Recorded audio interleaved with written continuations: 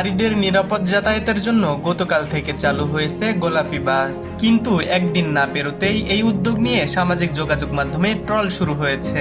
আর এবার সেই ট্রলের কড়া জবাব দিলেন অভিনেত্রী সাদিয়া আইমান।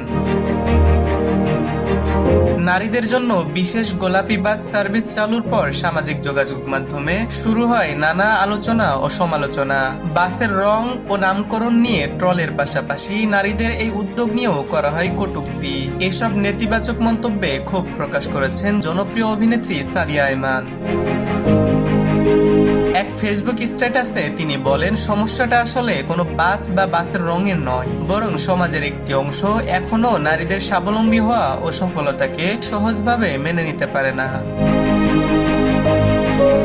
সাদিয়া বলেন, যে বাসটিকে নিয়ে ট্রল করা হচ্ছে সেটিকে নেতিবাচকভাবে না দেখে নারীদের কঠোর পরিশ্রমের প্রতীক হিসেবে দেখা উচিত। এই উদ্যোগের পেছনে থাকা নারী কর্মী, চালক, হেল্পার ও উদ্যোক্তাদের পরিশ্রমের প্রতিও সম্মান দেখানোর আহ্বান জানান তিনি। তার মতে, নেতিবাচকতা ছড়িয়ে না দিয়ে এমন ইতিবাচক ও জনকল্যাণমুখী উদ্যোগকে উৎসাহিত করা উচিত।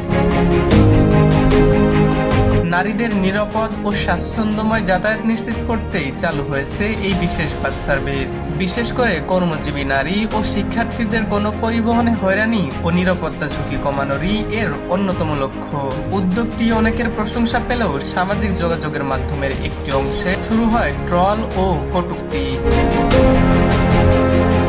আর সেই সমালোচনার জবাব দিতে গিয়ে সাদিয়া আইমান যেন একটি প্রশ্নই সামনে এনেছেন, নারীর অগ্রযাত্রাকে আমরা সত্যিই কতটা স্বাভাবিকভাবে নিতে পেরেছি?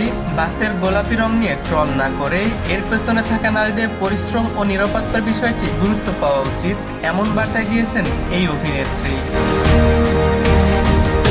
হিমুর রহমান, নিউজ বাংলা.নিউজ, ঢাকা।